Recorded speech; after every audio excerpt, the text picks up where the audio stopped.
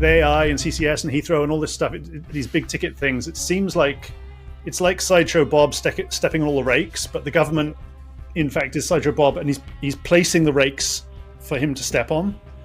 Welcome back to Wicked Problems. I'm Richard Delavan. Trump rules by tweets. You get a tweet and he says crazy things. There's a lot of bluff and bluster, but I think what's really important for the FT and journalists is to track what he does. Quite frankly, Trump and his attitude towards wind ironically probably helps the UK. If you're being told by the president, we want to actively tear down your existing projects, you'll probably seek to move your capital elsewhere, and that could be to the UK. Well, what a week. So much is happening, it's hard to drink from the fire hose of U.S. executive orders and the crazy chaos orangutan screeches on presidential letterhead. UK debates about growth versus climate and parsing the statements of tech oligarchs to the only people left who can hold them accountable, their investors, during earnings calls this week. Our last question will be coming from Dan Levi at Barclays. You've talked about the need for proliferation of sustainable transport in the past as part of sort of broader push to sustainable energy. Look, I know we've heard a lot about President Trump's plans to reverse the EV mandate, and I think there's a view that given regulation is a driver of EV uptake, this could slow EV uptake in the U.S. So what would be your view on the right policy in the U.S., given your comments in the past of the need to push for sustainable transport? I think that sustainable transport is inevitable. I'm highly confident that all transport will be autonomous electric, including aircraft, and that it can't be stopped any more than one could have stopped the advent of the external combustion engine, steam engine. Even if you've been the biggest horse advocate on earth, you're like, horses are the way, not these newfangled automobiles. You can't stop the advent of the automobile. It's going to happen. And you can't stop the advent of electric cars. It's going to happen. That's before we get into Heathrow, followed by a Scottish court ruling that the Rosebank field and Jackdaw were unlawfully given permission because they ignored the impact on carbon emissions, something I'm sure piqued the interests for lawyers for the 16 Just Stop Oil protesters, facing some of the longest sentences ever handed down for non-violent protests. So, we've got a mega episode for you this Friday, the 31st of January. Happy Candlemas early for those who celebrate. We've got climate comedian and UCL academic Matt Winning, along with climate journalist and blue sky maestro Dave Vedder, to help make sense of all that. And we've got Adam Grant Bell, returning champion of the UK consultancy Stonehaven, who after decades in and out of government has a pretty good sense for these things, setting some odds about what's going to happen this year and getting enough renewables built to achieve the UK government's goals of hitting clean power by 2030. And he thinks the UK government might this year finally move away from a national price for electricity and to a system where cheaper electricity from things like wind and solar will be reflected locally, something Octopus's Greg Jackson and others have been calling for, and could radically change decisions about where power gets generated and where you site things like factories or data centers and all the other things that might use it. If you're enjoying these conversations, do please leave us a rating and review on Apple, Spotify, or whatever platform you're hearing this on. And if you're able, we'd really appreciate it if you could become a paid supporter at wickedproblems.earth, where for as little as the cost of a pint per month, you can help us do more of this and do it better. It's never been more important to try and see the world as it actually is, where the tech, the politics, the economics, the science, and culture all come together, and how those things will influence how we adapt or not to the climate that we've already changed, without fear or favor. That's what we aim to do around here. And we're also very excited that great people like Jamie Smyth and Amanda Chu of the Financial Times could join us. So before we get to Adam Grant and Dave and Matt, here's my conversation with these FT journalists from New York, where they're losing sleep, just trying to keep track of what the new U.S. administration is doing in energy and climate. Amanda Chu and Jamie Smyth from the Financial Times, thank you so much for coming on Wicked Problems. Thank you. Yeah, our pleasure. And Jamie, it's been a minute. How are you enjoying your time as energy editor in the US there? Oh, I'm absolutely loving it. Yeah. So we met many years ago in Ireland when I was the Irish correspondent for the Financial Times. Then I spent a bit of time in Australia, 8 years. And then the FT dragged me back to New York where, I'm covering energy, and it's a fascinating beat at a fascinating time. You've got the energy transition, which the Biden administration really pushed ahead very strongly in. But now you've got the Trump administration, which is drill baby drills. You've got that contrast, and you've just got massive energy companies here in America, Exxon, Chevron. So it's a very exciting beat, and I'm really enjoying it. You guys have done something really interesting in like trying to track the things that have happened in the last, is it only 10 days? Like I'm so knackered. It's only been 10 days since the new administration took office. And yet, like, again, only covering the beat and like even only a percentage of what you guys cover. And like, I'm absolutely like just knackered. So, but Amanda, you've put together this amazing tracker to see how the new administration has been changing, rescissions. I'm not sure what the right verb is. The policies of going back to 1977, I saw you wrote. Take us through the scope of what you've been reporting on in terms of the change in policy over the last, 10 days. Yeah. So when Trump entered office, he signed a blizzard of executive orders, and he also rescinded a bunch of previous executive orders. And that was expected, just given the state of Congress in the U.S., the way that a president can really do anything is through executive orders. And so we spent the past few days tracking through the executive orders related to energy and climate that he signed into office in the first week, as well as the around a dozen energy and climate related ones he rescinded. And we found that there were about 70 actions taken to undo federal commitments, targets, programs related to climate and clean energy, a lot of which was really central to President Biden's climate legacy. And presumably going back before President Biden, like going back to 1977, obviously that's like quite a long, history of different executive orders and legislation that might be affected. So if I can ask either of you, from your reporting or the sources you're speaking to, sources I speak to are sort of like until like October, we're like, wouldn't be so bad. Like, they might do some things in the margins, but they can't really mess with the stuff in the center about things like the emissions guidance for cars, or they can't really mess with the permissions for wind, etc. But they seem to be a little more aggressive than perhaps people have been suspected going into that. So can you expand a little bit more, Amanda, on how far things might go? Yeah, I think this is really a test of executive authority and whether or not there's going to be pushback from Congress. Like I mentioned at the start, like a lot of this stuff was done through executive orders. And so a president can say, we no longer have a 100% clean electricity goal. That is a bit cosmetic because the way the U.S. Clean energy market is driven is through tax credits, and just the economics of renewables being the most cost competitive electricity source at the moment. But then there are also things that really matter in terms of like funding and the Inflation Reduction Act. That is something that is done through Congress. And so when Trump said he's pausing the funding from the IRA, that is going to be challenged by Congress, potentially companies who are waiting for funding from the government. So that's a big question of what's going to happen with that decision.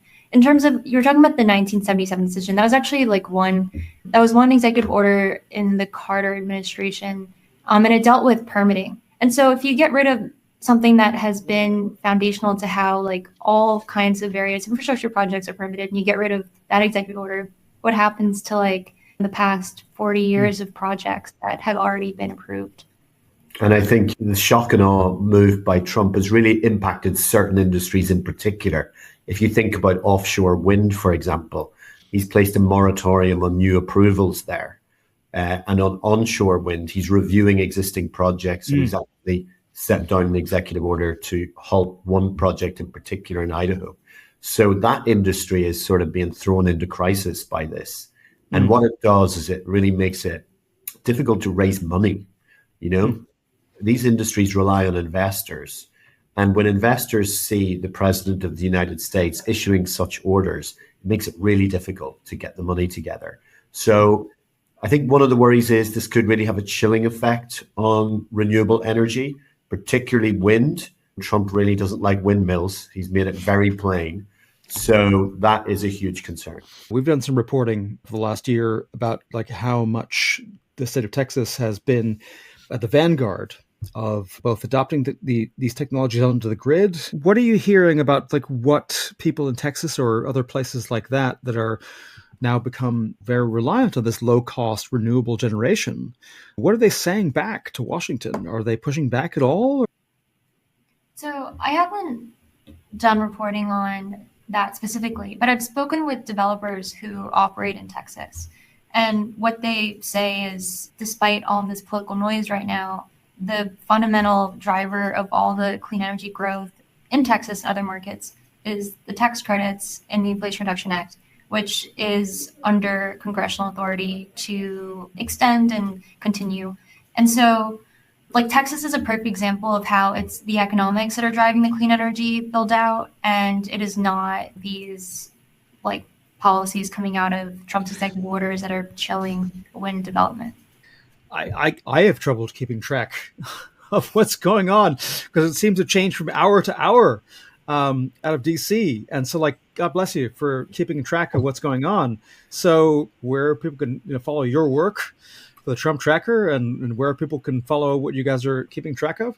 Absolutely. We've got this newsletter called FT Energy Source, and we've got the tracker embedded into that at the minute. So you can use the link and put it into your show. And we will be updating it as we go along, because as you say, every day he's issuing memorandums or issuing other orders. So it's going to be a full-time job keeping up with the Trump administration. And of course, it's really important for public disclosure and accountability that people see exactly what is happening and how it's going to impact things.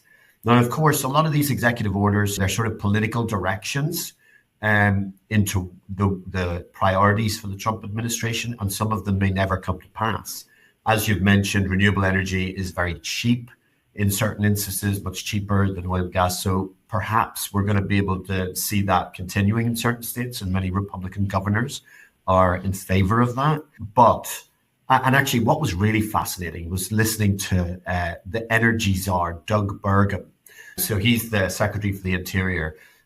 During his nomination hearings, he was asked repeatedly about the position on renewable energy. And he sort of dodged a few of the questions, but both himself and Chris Wright, the Secretary of Energy, are both what you would call all of the above energy people.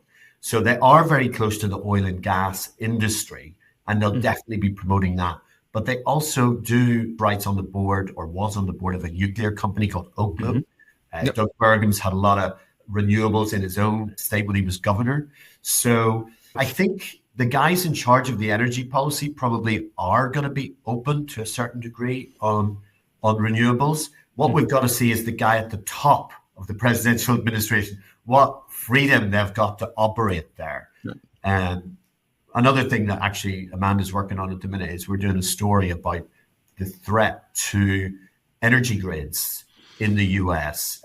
If you just take if you put a pause in renewable energy, they are some of the fastest growing types of generation going on the grid. So how are we going to power the AI data centers that everyone's saying is coming? So I don't know, Amanda, do you want to talk a little bit about what you've heard from the companies on that? Particularly after the DeepSeek news earlier this week, because that's obviously shaking things up as well in the AI kind of conversation. Amanda? Yeah. I mean, and just a couple of points, on your earlier question about the Republicans. I mean, I don't think we mentioned this yet, but just the fact that Republican states or Republican districts have overwhelmingly received a lot of the clean energy investment after the Inflation Reduction Act. And so many people are pointing to that as what's going to save this gigantic climate law. But we'll probably see what happens to that later this year when people in Congress do budget reconciliation. That's when they fight over the tax credit spending. And so we'll see how it plays out. in terms of like the importance of renewable energy in meeting all this load growth, solar and wind, particularly solar, make up probably the largest share of like what's in the queue, or like renewable projects are supposed to come online. Offshore wind is some of the largest sources of generation, especially on the coastline where you have limited land, limited sun in the north. And so if you take away these massive loads or these massive generation sources, then you have a major shortfall in your power supply. And so the worst case scenario is blackouts. But I think what we can expect more commonly is it's going to stall the AI build out, and it's going to stall our manufacturing ambitions to onshore a lot of this stuff away from China. And crucially, also, Richard, it's going to raise prices for consumers. Yes. One of Trump's big points in his campaign was he's going to slash energy prices by 50%. What I heard this morning is that they could still an open question in terms of the Canadian oil resources, and on, I believe, Saturday, whether or not there might be 25% tariffs applied to Canadian crude being imported via these pipelines, which basically most of the Midwest and the mountain region of the U.S. will be reliant upon in terms of the different varying degrees of heaviness of crude to be able to actually provide for the refineries. So anything new on that? Because that feels like that could be a big deal. Yeah, we've been tracking the tariffs issue, and it's very difficult to know. I mean, I think he's got a deadline of tomorrow, Friday. So we probably will find out if he's going to honor this claim that he's going to put 25% tariffs on Canadian products coming into the US. And of course, that would have it would really cause chaos for the refiners up in the northwest of America, because they're reliant on that heavy crude which comes in from Canada. So that would push up prices for them, and that would obviously hit consumers in the pockets in the US, because those refineries are obviously turning the crude into gasoline and other products. So that would have a big impact. I actually don't know what the latest is, because it changes hour by hour, but I know that our Canadian correspondent is tracking it very closely. Well, look, we should, of course, refer people to the FT to keep on top of that and where things are going. And so, look, before I let you go, like, last question. Again, thank you so much for your generosity with your time, both of you, Jamie and Amanda. But any final thoughts on kind of where, oh gosh, I mean, like, sorry, really unfair question, but are you going to be able to get some sleep over the next couple of weeks? Because it feels like this is going to run and run, man. And like, I'm relying on you guys to keep me informed, and I need some sleep. Well, I know that Amanda hasn't slept a lot over the last few days because she's been trawling through all those executive orders for sure. I think one of the things is, Trump he rules by tweets. You get the tweet and he says crazy things. There's a lot of bluff and bluster, but I think what's really important for the FT and journalists is to track what he does. So we track what he says, and then we see what he does. And that's one of the points of this Trump tracker.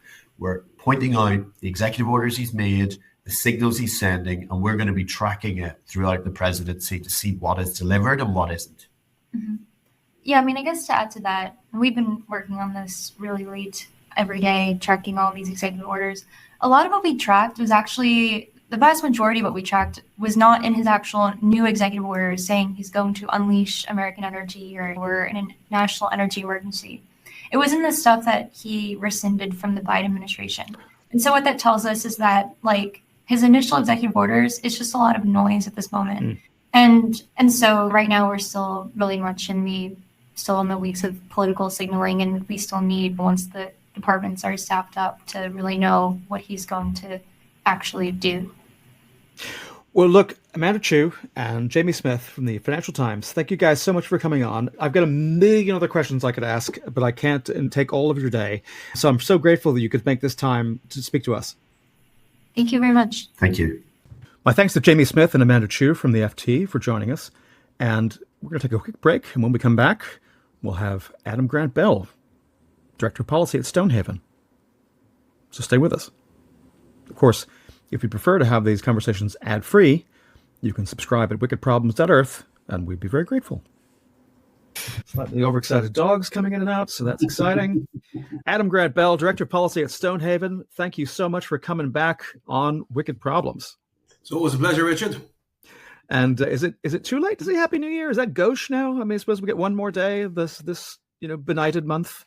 It's still January. There's something pointed out the other day. It's just been Lunar New Year, so whether you like the sun or the moon, you can still say Happy New Year. I suppose Candlemas is in a couple of days, which I think is officially that's the maximum extent. So I'm not going to take down the lights behind me until then. That's just how we roulette around here. But look, we wanted to ask you on, Adam, because you had put out your sort of crystal balling, kind of effort about allocation round 7 coming up, which is, of course, the round of competitions to, for contracts for difference to get more capacity for wind, for solar, for other renewables. And you have not only written a lovely and very readable piece about, the prospect for that auction, but you're even handicapping the different scenarios. So, but first, let's see if we can take a step back, because you were giving a prediction way back in 2023 about a previous round. And the dogs are really going a bit mad. And, kind of saying that, oh, gosh, there might be a likelihood of getting no bids. So maybe could you start with that? First of all, could you just give us, for the non-Brits amongst the listeners, just a quick summary of, what is the allocation round? Why does it matter? Yes, of course. So the way in which the UK builds offshore wind since at least the middle of the 2010s has been through awarding contracts for fixed prices to offshore wind, but also onshore and solar and some other technologies besides. These are called contracts for difference. Literally so, because it doesn't matter about the price you sell your power at, you still get paid the same amount. Now, there's lots of devil in the detail there, which I won't go into. But the way in which those prices are set, the prices in those contracts, is via an auction. Multiple wind projects bid in. They slowly go up and up and up, and it's kind of a Dutch reverse auction until the budget for the auction is broken, and the last price, the kind of clearing price of the auction, sets the price for every single wind farm in that particular round.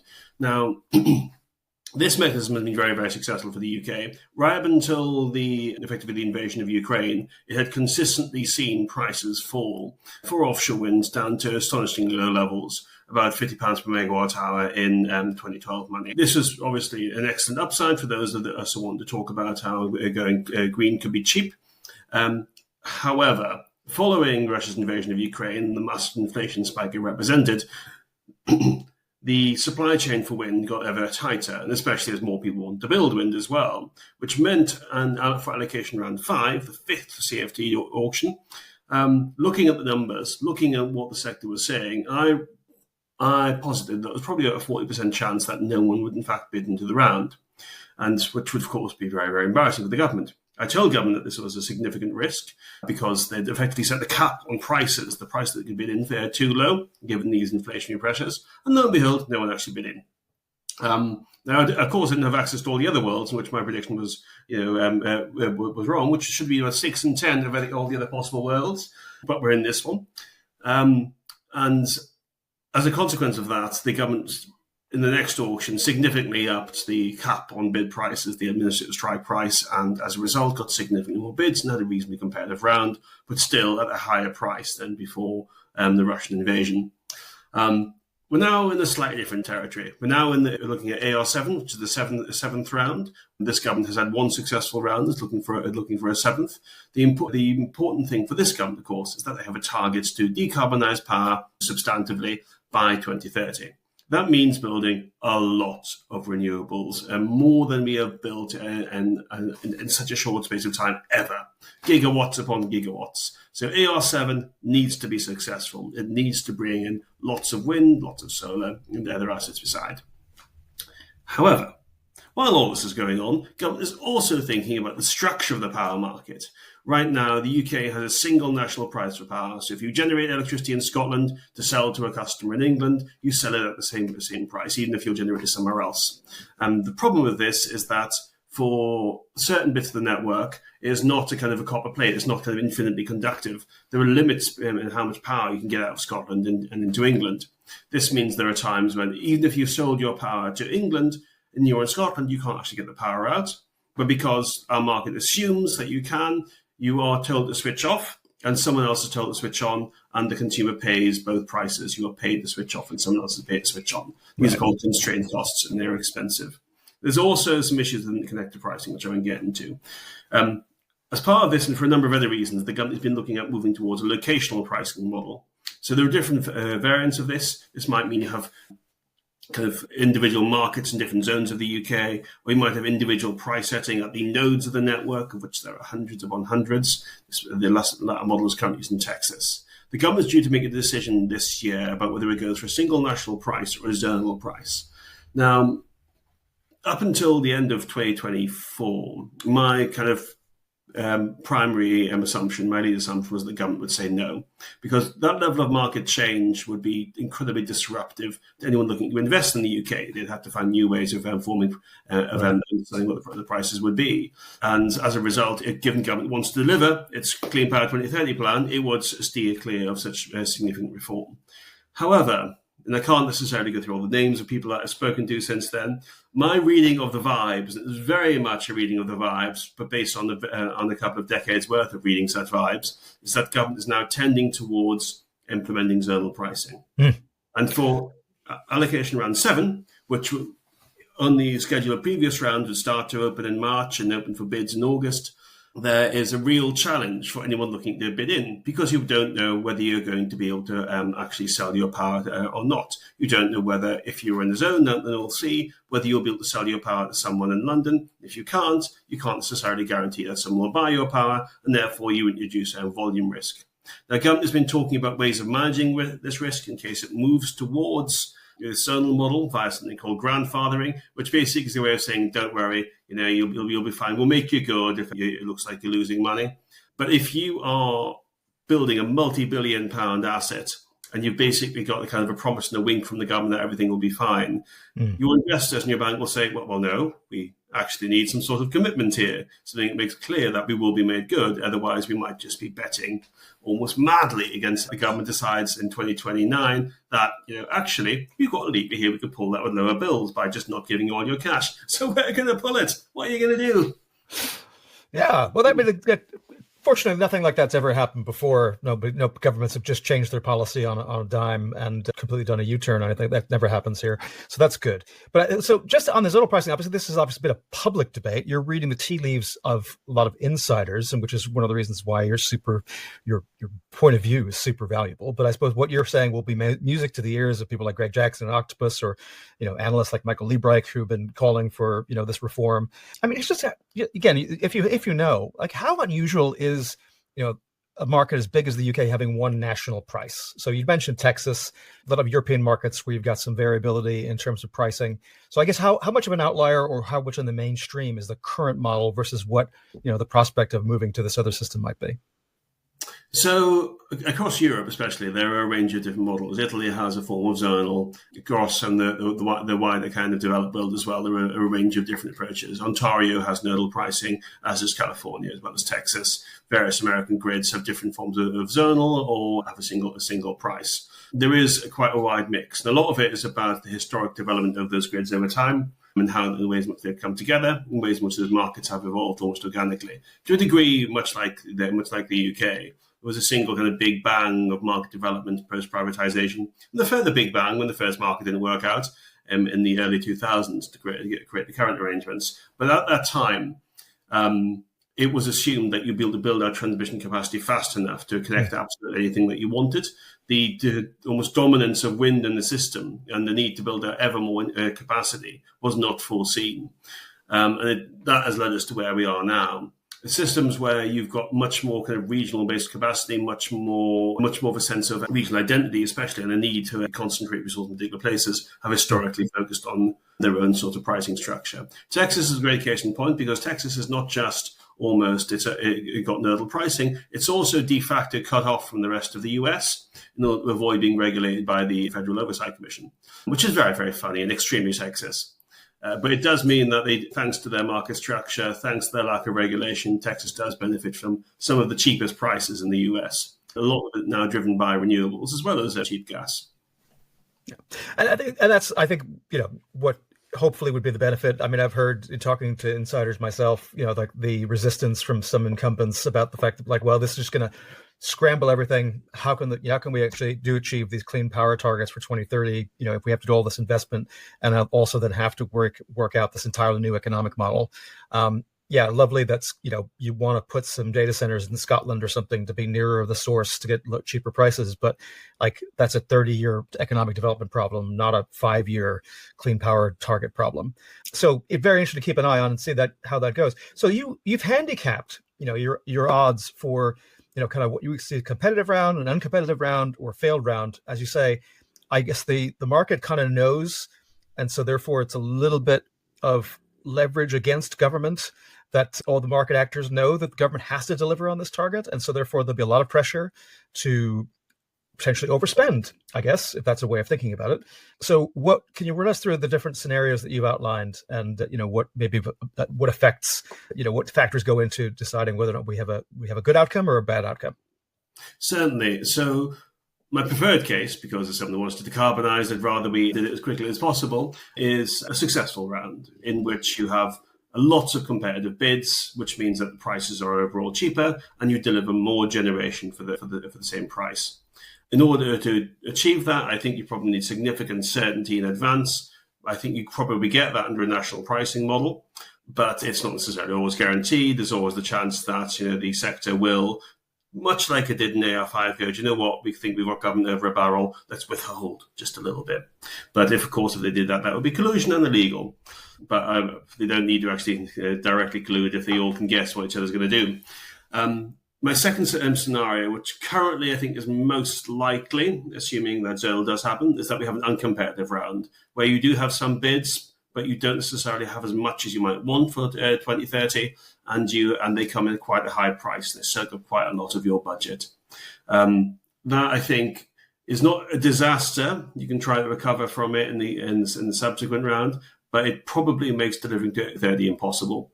It certainly makes it significantly harder. It means you have to double down even harder in other ways of getting your projects to market.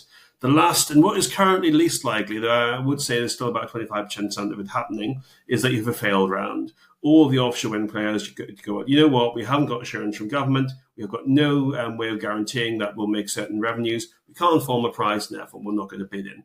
I think the government could avoid that by putting in a very, very high kind of cap on bid prices, which makes it far too lucrative not to participate. But that just runs the risk of it consuming a lot of budget and not delivering a lot of generation. So government faces a very, very difficult choice if it doesn't need to go for zonal. There is a world which just simply delays the auction, perhaps about 6 months to a year, in order to allow all the various different sorts of grandfathering arrangements to be managed. I think if it does that, it once again makes it hard to deliver CP 2030. So there are no easy choices here. And I mean, so those are the kind of mid case and best case, and of course, then there's the I think you put about a 25% chance of there being a kind of disaster outcome for the government anyway, which would be the idea that they're like we don't get any bids, and basically you have to then acknowledge that clean power 2030 is no longer possible because of that outcome. So what are the factors that go into you mentioned a couple of them, but I think there are a couple of other geopolitical headwinds and tailwinds that you mentioned in your note about might have some effect on that. Obviously, we're living through, what is this? I mean, I'm already exhausted. Is it day 10 of the new era in Washington? And I'm already knackered. Just trying to pay attention to what's going on. But it's again and I think. If I feel this way, God knows what Chris Stark feels like, or Ed Miliband, or someone in the German government or the Spanish government, who apparently are not in the BRICS, which the president said the other day. The BRICS, the Spanish, they're very bad, very bad. We have to tariff them because they're part of the BRICS. And everyone in the room, all the journalists in the room are like, okay, Gramps, maybe you got an early bedtime for you tonight, yeah? Okay, have some warm milk. Anyway, but the point being, that's the kind of person that we're dealing with, and therefore, the level of uncertainty that brings is kind of crazy. So, ergo, it becomes an X factor. Not to mention, of course, that the troll in chief, who is his henchman, and also, when he's not running Tesla, if that's what the right word for it, is busy trying to take down the government of this country as well. So there's lots of other X factors that could come out of the woodwork. Other factors that could be on the positive side that could help to increase the likelihood of a success? Yes, I mean, I think, quite frankly, Trump and his attitude towards wind, ironically, probably helps the UK. If you have investment firms, especially those at the ESG bent, that want to invest in renewables, and you're being told by the president, we want to actively tear down your existing projects, you will probably seek to move your capital elsewhere. And that could be to the UK, where we have a very clear commitment to deliver renewables, conversely. It would also reduce pressure on supply chains. So a number of developers who would otherwise participate in UK rounds have effectively now been shut out of the American market, which means that they will have more stock that they need to deliver at a lower price. So there is upside from the level of chaos coming out of the States. Of course, at the same time, there's a kind of a big geopolitical question for the UK.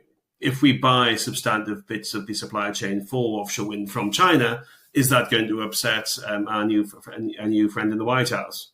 We will have other trade impacts that we'll need to manage. Chinese wind farms are completely fine, and they are cheaper. And I know a lot of the bigger players have gone, well, actually, can we just buy those? Because that will hold down costs. So it's still very much up for grabs. Final question then on this. I mean, in terms of the technology set, I mean, obviously because there's such pressure to try to get so much capacity as quickly as possible to meet these targets, that it does feel like sometimes, and I know that the government's done a pretty good job of actually communicating that they're still open for business and entertaining other options for the future, for longer term. But I'm thinking, like right now in the States in particular, geothermal is getting another look, because of enhanced geothermal, because of the ability to use fracking technologies to be able to drill horizontally and, use hot rocks to be able to then spin a turbine at the would essentially be carbon-free power. And, given the ongoing debate on, Sizewell or more nuclear or baseload, and that, being an ongoing political aggravant, I'm just wondering, like, is there scope for even talking about any of this stuff to be included into a future round like AR7, like trying to encourage these kind of projects like enhanced geothermal here in the UK, or some other kind of like long duration energy storage that might be, something that plugs into the grid? Like, is there scope for any of that type of thing, or is that just not something we're going to talk about this year? So it's a great question. So enhanced geothermal, I think, is really, really interesting. I'm intrigued to see how it performs in practice. Certainly, having better access to hot rocks anywhere rather than a few specific places materially changes its deployability. In terms of how they're getting to the CFD, unfortunately, government would need to go through a long, laborious process of evidence gathering before they could even accept that it could bid in. Government, although it will claim to be technology neutral, likes to review technologies to make sure they're neutral enough before it allows them to do these sorts of instruments. Right. Nuclear, Sizewell C will be delivered under regulated acid base. The question is really, how do you deliver small modular reactors, or even smaller reactors, or even fusion? What regime do you use for that? And the CFD is something that SMR providers have been asking for some time. You could easily see a future auction in which they participate if government decides to go down that route. On long duration storage, the government does have a cap and floor mechanism, which means they have a floor to their costs and a ceiling to their revenues, much like we do with interconnectors, which they are currently developing. Unfortunately, the way in which they're currently developing the regime means that basically you can only really get in if you're a multi-billion pound company who's willing to spend £300 million on their development expenditure. So a lot of the smaller and more novel technologies look like they're going to miss out. So there are some exciting challenges, to say the least. So your liquid air and your compressed air and all these other guys, doesn't look like this is going to be their year for that. Okay, well, look, finally, before we let you go, Adam, we're really grateful you could spend the time. Obviously, yesterday was a big news day, well-trailed, that the Chancellor would be making a speech about growth, where she duly did so in a Siemens Healthineers facility. I don't know what a Healthineer is, but it sounds interesting. But, in talking about doing a number of things like, an east-west rail connector between Oxford and Cambridge, and having the Oxbridge kind of supercluster of tech companies in general, and having, other encouragements for things like, a third runway at Heathrow, which has attracted most of the attention, while also claiming that, this would be compliant with things like, keeping our carbon budgets and keeping our net zero targets, which has led to a couple of raised eyebrows. But her main thrust was like, we're just going to cut through all the NIMBYs and the blockers. And, the Prime Minister reinforced that at PMQ. You've been a big advocate for and seeing whether or not, these guys are up to the task of actually following through on their intentions when it comes to planning reform and actually making these things happen. How did you react to some of the things you heard yesterday? Do you feel like more confident or less confident they're going to deliver? So I feel more confident because they're very clearly nailing their colours to the mast. They are very clear that they're happy to have a fight with environmentalists, certainly, but more specifically, not all environmentalists. Heathrow aside, there is a very clear kind of dividing line in their political pitch. If you're in favour of action on climate change, Labour is there for you. If you care more about nature, Labour is less there for you. And you see this in some of the responses that Reeves' speech has got. In terms of how I think she's doing for the purpose of nature, the proposal to effectively outweigh significant existing nature protections in favour of a centralised nature fund could, in fact, be excellent for certain ecosystems, especially ones that we want to protect. The question then becomes, do you need to start specifying, are there ecosystems that you absolutely have to protect, ancient woodland in particular? Or is this absolutely everything that you can knock down and rebuild elsewhere? Well, rebuild in the loosest possible sense. I think for me, maximising biodiversity throughout the country is important. Ensuring that there are spaces for nature that aren't dominated by humans is very important. Whether they need to be the same places they are now is, I think, the question that Labour is effectively posing. And the final question, obviously, today, this only just happened before we started recording. A court in Edinburgh has ruled that the permitting for Rosebank and for other oil and gas projects have been unlawfully granted due to the fact that they didn't take into account carbon emissions. Coming a day after that speech, I'm not sure if they knew, if they had any heads up about the fact that this court was going to be ruling today. I imagine it must have been on the docket for some time. So it couldn't have come as a complete shock. But I suppose, it's landed in an interesting way, timing-wise, to come right after, landing in the middle of this debate of can you really balance growth and net zero, which has led to endless acres of digital print in The Spectator and, The Times and other places. Any final thoughts on that before we let you go? So I need to go and read the judgment, but from my initial glance of it, it's about the process by which government approached the approval, rather than necessarily the reality of the emissions itself. So it's told government to go back and say, you've got to have a meaningful response to the volume of emissions that will come out of the combustion of the fuels coming out of Rosebank, and you've got to demonstrate that you've got a plan to manage that. I think that is a reasonable thing to do. At the same time, though, I don't think it's the end of the road for Rosebank. I think they will come back with a plan, which is in line with the government's climate change targets. Again, there's not very much oil and gas left in the North Sea, and compared to imports over the period which Rosebank will be open, it is almost certainly less carbon intensive, and that is what I expect they will say. There's a further question about exports, which isn't covered by UK legislation, where there might be some more debate to be had, but this is a temporary victory, I expect. Well, Adam Grant Bell, Director of Policy at Stonehaven, thank you as always for coming on. We've kept you longer than I promised, as usual, so thank you for your indulgence, and have a great weekend. You too. Thanks, Richard.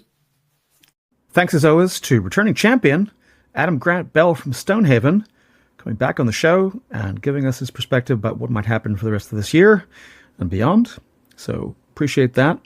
And we're going to take another quick break, and when we're back, we'll be talking with Dave Vedder of Forbes, Oxford, other places, and Matt Winning, the climate comedian and UCL academic, coming back on the show, and we really appreciate their time. And if you prefer to get these conversations ad-free, then come on over to wickedproblems.earth for the price of a pint per month. Get these conversations ad-free, get our newsletter, get all sorts of other stuff. So we hope you'll check us out. Here's a conversation with Dave Vedder and Matthew Wynne. Unfortunately, we had a slight issue with the camera for one of us, so this is going to be an audio-only portion. But as a special treat at the end, you'll get to see a bit of video of Matthew Wynne giving us his inimitable take on the announcement by Rachel Reeves about Heathrow and support for a third runway at the very end. So stay tuned. I'm so delighted that we be joined here on Wicked Problems on the very busy 30th of January. My God, what a month. Here with Dave Vedder, climate journalist with Forbes et al. How you doing, Dave? Great to be here. Not too bad, not too bad. Feeling good. And your first time on the show. Thanks for coming. Not at all. It's, as you say, an avalanche of stuff today to talk about. And climate comedian and returning champion on the show, lecturer at UCL in environmental economics, it would be Matt Winning. Hi. Woo, woo, woo. I'm back. Thank you. Thanks for coming, man. So look, it's been before even you guys agreed to come on, it was already looking like a crazy day, and now it's become a much more crazy day. So let's just jump in. So today has been the Thursday of a week that's already been a bit insane, and we wanted to start with something that gave us all a little bit of pleasure, perhaps for the wrong reasons, of Schadenfreude, which would be the triumph, I guess, or presumed triumph of DeepSeek. This thing that happened out of China over the weekend and then decimated markets in chip stocks, in tech, in energy stocks earlier in the week. And basically this was that after the American muscle car version of AI having to require more and more and more energy and power and very expensive NVIDIA chips, which were restricted from exported to China, this little known startup in China came back and said, like, hey, we can do exactly what you're doing, except better and in heels and backwards for 95% less of the cost. And whether that's true or not, it certainly rankled a lot of people. And I think for me, Dave, like the interesting thing has been the implications that, we've heard a lot from, the US and the tech giants about energy dominance, to be able to make sure they can outpower the Chinese in AI. But if it turns out that actually all of that investment was wasted, or 95% of it, to be able to achieve the same results, that could be interesting. Potentially. I mean, I'll take good news where I can get it, and it does feel nice to see the tech bros getting served for once. There's nothing I can say about this that's smarter than what Karen Howe has said. That's KARENHAO.bluesky.social. She did I don't know if you caught her thread on this, pointing out that the Silicon Valley approach, and I think your analogy of the muscle car is a good one, because the Silicon Valley's whole thing was just keep scaling, build tons of data centers. But Karen Howe made the point that there's no law of physics that says AI advancements must come from scaling, rather than approaches using the same or fewer resources. So it was always a business kind of grift, essentially. But as you say, I mean, fill us in on the earnings calls, and maybe all that will be just swept under the rug. Well, I mean, so yeah, I did listen in so you didn't have to, on the earnings calls from Meta and Microsoft and from Tesla last night into this morning. And goodness, I mean, so basically, poor Microsoft. They told the truth, as they usually do. They're like, we're boring and kind of staid, like saying, like, yeah, it's all a bit like, yeah, we're super like not sure about what's happening with that stuff, but also the data centers and we're still spending a lot of money and etc. And like just sounding really boring. And then Meta came in with Zuck having whatever testosterone shots he's having, going, "Wow, this is awesome! We're gonna have a data center that's half the size of Manhattan. It's 2 gigawatts. It's gonna be amazing."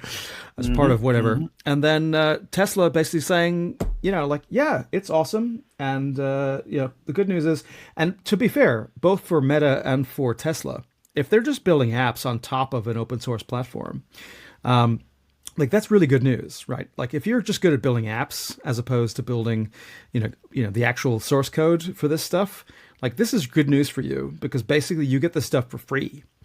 And can basically port it over. Like Perplexity has already done this in terms of building out some stuff on their platform, building on top of this. But anyway, point being that it's just interesting to see how this all shakes out. But Matt, I mean, did you have any reaction when you saw any of this news with a tech oligarchy, like within a couple of days of being told, like, we must have the biggest and the best in the world, and then like some scrappy Chinese guys come along and say, yeah, we could probably do that for 5% of the cost. Yeah, it was not a surprise in any way whatsoever. And I mean, it's been a long time coming. It was just how this was going to come, in terms of tempering expectations. People like to get carried away.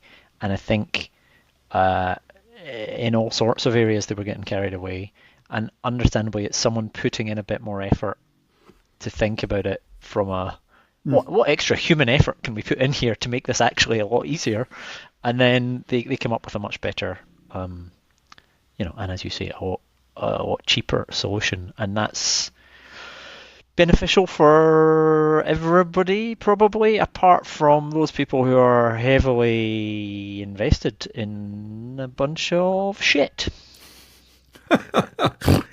Well, Dave, I mean, like, so here in the UK, right? I mean, obviously, the UK is like the third biggest spender, I guess, on AI, and like this has been kind of a carryover from the previous administration. The current government wants AI to be like a big part of their growth strategy. Hooray!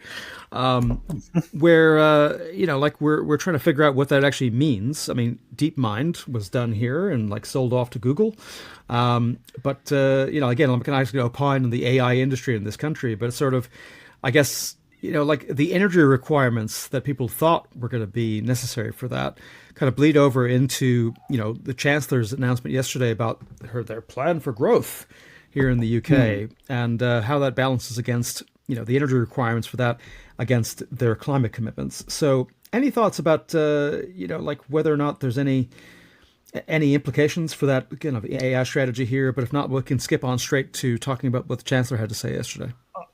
I mean, I think right at this stage, I think it's wise to adhere to a course of neither Washington nor Beijing. We don't know how this is going to shake out over the next couple of weeks, if only because we know what we know about AI already, even without Jevons paradox. So I think Ketan Joshi put it best this week when he said, the triumphalism here may be short-lived. I think shouldn't be too much Schadenfreude around this because we're not.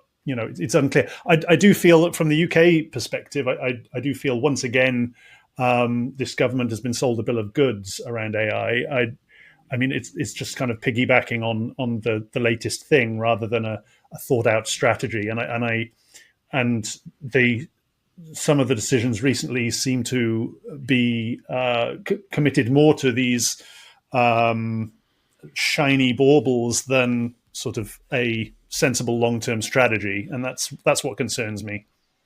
Yeah, I would completely echo Dave's points there. It feels to me like you're basing your entire growth strategy on like the invention of the calculator or something like that. Like it's a thing and it's a helpful thing and it's good that it exists and it'll save us a bit of manpower or whatever, but it's not a way to long-term improve the society that you're in charge of or structuring anything in any actual direction. It's a tool, and it's I'm not saying there's not benefits to the tool, but obviously there are downsides that we're talking about, which is massive energy consumption at a time where that could be used for other more productive things. Like how productive necessarily is AI, I guess is my question, and I don't think it's right that productive. It probably has some benefits in some areas, but it's not going to grow your entire economy. It's not all your chips in sort of thing.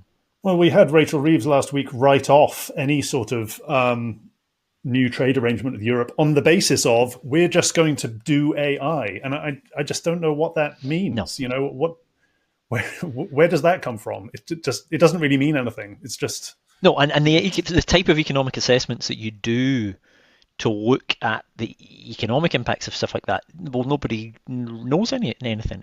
There'll be a bunch of assessments that will have been done by assuming away a bunch of efficiency improvements that cost nothing in various sectors at a very aggregate level, and the government's probably done one analysis based on that somewhere in the Treasury, and then gone, great, it's going to improve growth by a couple of % or something based on pretty fundamentally, a bunch of models that probably don't have innovation endogenously as part of them. But the good news is that if AI doesn't save us, then the third runway at Heathrow will, which is part of the excellent segue. So I mean, Matt, you had some very interesting things to say about this. But is sustainable aviation fuel not going to, both allow us to grow the economy, have innovation, and also achieve net zero? Matt? It feels like Rachel Reeves has just picked up whatever was lying about in the Treasury when whoever was in there before left, and then going, okay, well, we'll just use this same bullshit that they were using. It's so bizarre. I don't know who's. I mean, it's the industry is selling it. That's who's selling it. I was about to say I don't know who's selling it, but the aviation industry is selling it. But I don't think anyone has the actual. The numbers that you put on this are not going to make a dent in the next 20, 30 years, really. Right. and it's just not a long-term stretch. All I want to see is some sort of a coherent government strategy around decarbonising aviation. And even if that is literally, we are doing this sustainable aviation fuel which will knock off a very small amount or do nothing, or reduce the growth by a small percentage, and we're going to try and look into short scale flights or something like that. Like even if you have a terrible plan that isn't going to work, I'd rather just see that, and instead of just giving us bullshit, feeding us more shit. Whatever. Yeah. If I may, and you guys, I think you guys are the appropriate age to get this cultural reference, but the AI and CCS and Heathrow and all this stuff, these big ticket things, it seems like it's like Sideshow Bob stepping on all the rakes, but the government, in fact, is Sideshow Bob, and he's placing the rakes for him to step on. It just really feels like that. Heathrow, especially, where it's been 14 years of Tory governments couldn't get this thing done, and they keep coming back to it. But it's good that we've got HS2 done anyway, so we're fine. We can move on to the next big thing. Well, and that's East-West Rail, right? I mean, like this was actually something else that came out from yesterday, like this Oxbridge supercluster, and this idea that we're going to have like East-West Rail between Oxford and Cambridge, I should say. And I'm a big fan of, to some extent, of the idea, like again, which I've heard for 30 years now, of the idea that between Oxford and Cambridge is going to be the Silicon Valley of Europe. Like I literally heard that the first time in 1995, and I'm still waiting. But we've had Hannah from Oxford Green Tech on the show, and we're like big fans of the concept, of the idea of there being a supercluster, particularly in climate tech. I just feel like we've heard a lot of this before, and I'm not super, super excited about that being the panacea. Well, Dave, what do you think? I mean, Heathrow particularly, it's such a weird hill to be expending so much political capital on right now, right? It's fantastically unpopular locally. It's universally unpopular among people who care about a livable planet or human health. And as an exercise in economic injustice, so the government's favorite study on this, the favorite cost-benefit analysis comes from, I think, Frontier Economics. And they admitted, this will chiefly benefit London and the Southeast. And, do you guys remember the John Byrne Murdoch chart in the FT showing how the UK economy is super London-centric, and without it, Britain will be poorer than Mississippi. Mm-hmm. Well, this is just, you're just shoveling more money. It's more of this stuff. It's more economic injustice. And it's as though Rachel Reeves has looked at that chart and said, oh, that's good. Let's turn the dial. That makes London richer at the expense of everyone else. Yeah. The point I was trying to make this morning to someone was like, I get that there are occasionally trade-offs between, say, economic growth and environmental concerns, climate change or whatever. Okay, so the trade-offs, where are you going to do them? You might have something like HS2 where you go, okay, well, there's going to be, there's some different difficult environmental parts, but there's some good climate stuff, and you're spreading it around the country. Great. You've got other stuff, like ULEZ again, where you've got like cars. There's a lot more people involved there. It's a lot more to do with people in the UK specifically, and there's trade-offs, whatever. But in this situation, you're going, well, okay, so there's a trade-off between, is there any sort of economic benefit to this? And as you say, the only people that are going to benefit are people from other countries, mm-hmm. and a small number of people, or people in the aviation sector, and people maybe around London, right? That's who benefits from this, and it's negligible potentially at an aggregate level, right? And you're then signaling the opposite thing, which is we're willing to let the single most emissions intensive activity go ahead, mm-hmm. right? So you're the balance there is so.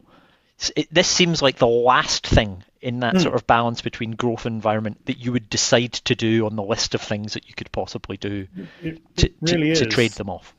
It really is, and even, I mean, if you look at the summary of the report that Rachel Reeves actually quoted, I think you can search it, and it doesn't mention the word climate, emissions, net zero, or health a single time. And it even notes that its methodologies don't take into account environmental or social impacts. So it's like, what are we doing? Come on. Yeah, bad economics. Very bad. I mean, yeah. Well, I mean, and speaking of things that didn't take into account environmental or climate or other measures, I mean, I could be remiss. I know it's only breaking this morning, but obviously we're speaking on the day that I mean, again, it's just hard to know, like, if you're running the grid in number 10 or number 11, that you wouldn't be aware of the fact that today in, a Scottish court in Edinburgh, that they might have come up with a ruling about Rosebank and other oil and gas projects, because they just came out with a ruling that said that, as it turns out, yes, the government was unlawfully provided the permitting for the Rosebank oil field project, which is, like 24 hours after, like, saying, yeah, it'd be grand, we'll figure out the whole carbon emissions thing, part of our carbon budget vis-a-vis the Heathrow third runway. But as it turns out, like, I mean, like, it's got to be a bit of a kick in the head, like, if you've just done this big growth thing and then basically someone's come out in the court and said, like, as it turns out, wah, wah. Well, I mean, yeah, the Tories had admitted that they made the Rosebank decision unlawfully, and so the fact that it even had to go to court is interesting to me. But again, this goes back to the stepping on rakes thing. It's another rake, But you'll also have seen, Richard, the NDC came out. The update to the NDC came out. The IC2, as they don't like that acronym. Which gives us a roadmap, but it's a little bit light on detail. But it does seem to suggest that they won't be able to resurrect Rosebank or reverse the decision. So I don't know if you've had a chance to look at that. Well, I mean, so yeah, for me, IC2 is having spent 10 years in Ireland as the Irish Congress of Trade Unions. So, for me, that's a whole other thing. But anyway, but basically but I do think, like, it's interesting to see what assumptions they do base this on. I do think that, like, procedurally, having spoken to, as being the first episode, part of this episode, Adam Bell from Stonehaven, who, like, his own, like, view on this is that basically this is a process foul, and it's entirely possible that, like, with some magic from CCS hocus pocus, that they can come up with a new proposal that says how it's going to satisfy all their carbon budget, requirements. Who knows? Do you think there may be a loophole there? Or Adam thinks there may be. Adam thinks that basically it's going to go through. So again, I don't want people to get their hopes up too much, that basically he thinks that essentially they'll come up with some way of being able to get it through for some reason. But anyway, Matt, before we get to that, I mean, like, I want to just get you in there before we move on to our final topic, because I'm conscious of time. Anything on Rosebank? Because I think this is just the cherry on the cake compared to from yesterday. But for me, there's a bunch of Just Stop Oil people, right, who are in jail currently for protesting these projects, which they were unlawful. Now a court has said they're unlawful, and now people are serving time more than violent offenders for protesting in a non-violent way against, something a court has now found to be unlawful. Any thoughts? Yeah, they should take those people out of jail and give them jobs in, the police. Government. Yeah. Government, yeah. I mean, it would certainly seem, appropriate to or it's a good leverage point, certainly, to kind of hopefully I presume if there's an appeal or any way of getting those people more justice, if I'm honest, it would be great. But I believe, as we're speaking, I believe there's a protest outside of the court in London, where I think their case is back up. So we will post anything about that as part of the notes for this episode. But yeah, it speaks so much of the age that we are in and the current situation that we're in with climate, I guess, politics and stuff like that, of the fact that you can have these two things essentially back to back, hours apart, where you've got the government coming out and saying one thing and then being found that other projects that, okay, it's not the same government, but the government didn't come in and overturn anything straight away. It's a blow by blow struggle. It's everything is important and everything kind of matters in this area. And yeah, there are trade-offs, but it feels like they are not being properly kind of discussed by governments, and that we're still going by the same playbook, and people see through it now. Well, in the 2 minutes we have left, then basically I want to just get to a couple more things, if that's all right. So actually one last thing, which essentially is this like bank shot trifecta whatever thing that we've just had this week, which is again more American, so maybe not something you guys have been paying super close attention to, but I suppose we've all been transfixed by the Los Angeles fires. Followed by the folks at Imperial and the World Weather Attribution Project, Dr. Freddie Otto, etc., who were explaining how climate change increased the likelihood of both the incidence and the severity of these fires and how much damage they caused in Los Angeles. Followed by in the middle of that, the Trump administration canceling all funding for climate science, and a guy who used to run climate science at NOAA, the weather kind of agency in America, basically saying that the thing you really need to do is to kill anything involved in attribution science, because that guy actually knows what he's talking about and where the bodies are buried, and like how to actually kill all of these court actions that are actually pending now. So like, I mean, it's exquisite for me, like how well some of these people actually know what they're doing about how to actually stop the science. And it's also tragic because, most punters are sort of like, yeah, okay, would just about make sense with the climate change stuff. And like, oh, okay. And so like they figured out like, this is what we need to kill. And so that's what they're zeroing in on. So, yeah. I mean, thankfully they can't necessarily, science is so international now that obviously they can kill some stuff in the US, but they're not going to be able to kind of, destroy the fact that it can be done elsewhere and then it can be put on the internet so that everybody can see it. So yeah, I mean, obviously it's a stupid situation to be in, but I think. Given where we are in terms of the international aspect of science, hopefully it's not quite as bad as it would have been, say, 50 years ago or so.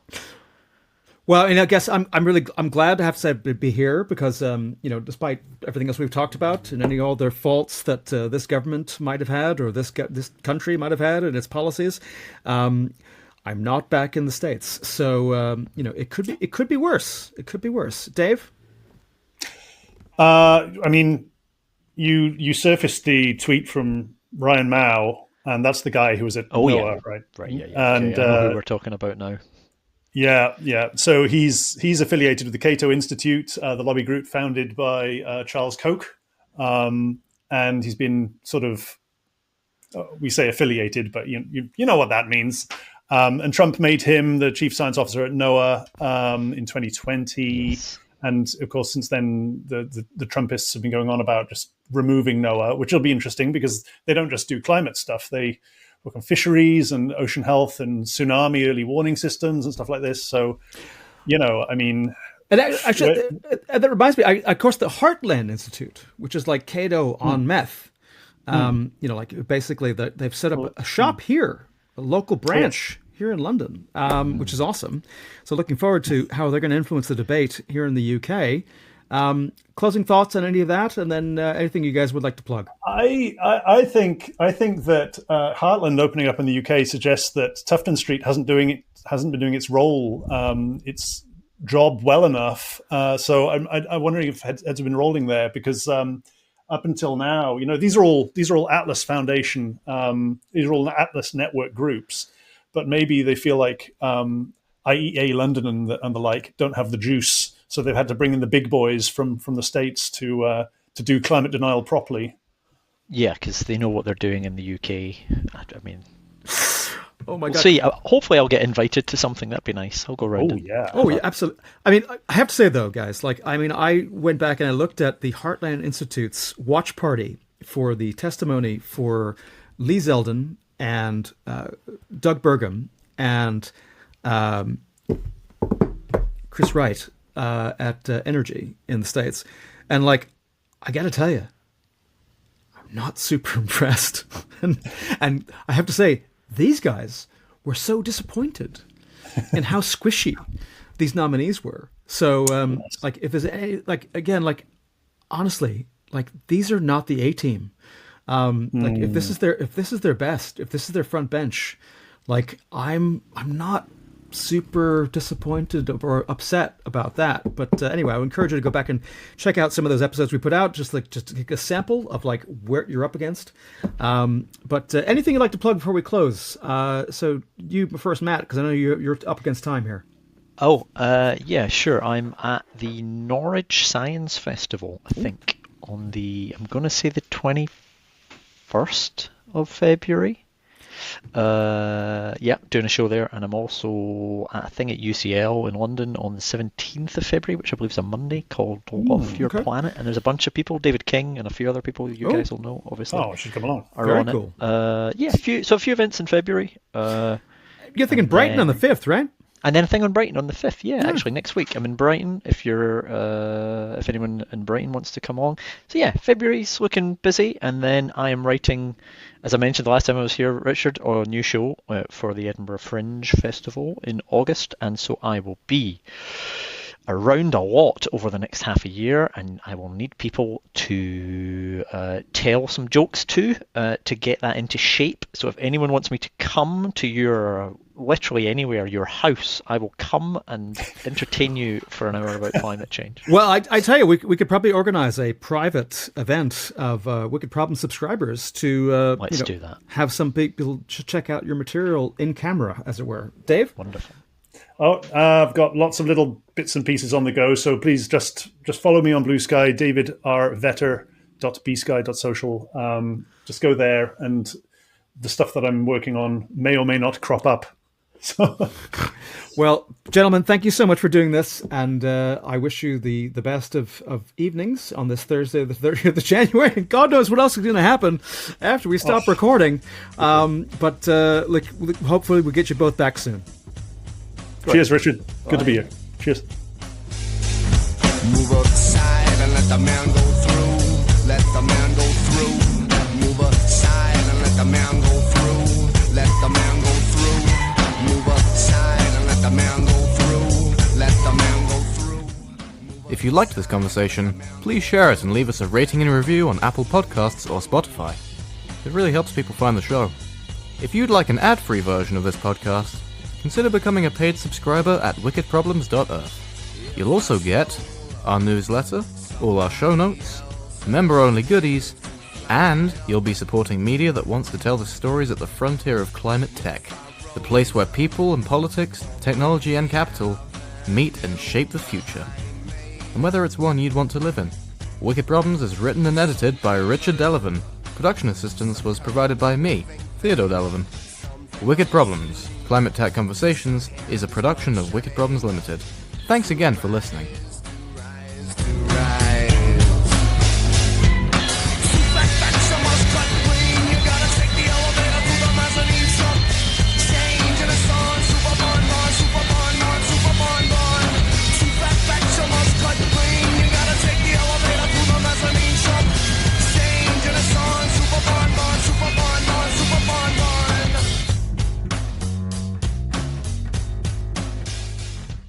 The UK government has greenlit a third runway at Heathrow Airport, although green does seem inappropriate. It's like deciding to do something about bad diets and coming to the decision to open 50% more McDonald's. Economic growth trumps climate concerns in this instance, despite the fact that flying is literally the most emissions-intensive activity any of us can do. On average, more people tend to leave the UK than come into the UK, so it's money going away, people spending their hard-earned cash on Toblerones. Rachel Reeves says that a lot has changed in aviation. It hasn't. Airline industry's main solution to climate change is something called sustainable aviation fuel, which sounds nice, but in actual fact is still just burning like wood and other waste and stuff. And then they're going to plant lots of trees. And I don't know if you've noticed, but trees take absolutely ages to grow. You know, back to the better diet analogy, deciding your diet's going to get better by eating 50% more McDonald's to give yourself diarrhea to spread as manure on the vegetables you're growing in your garden.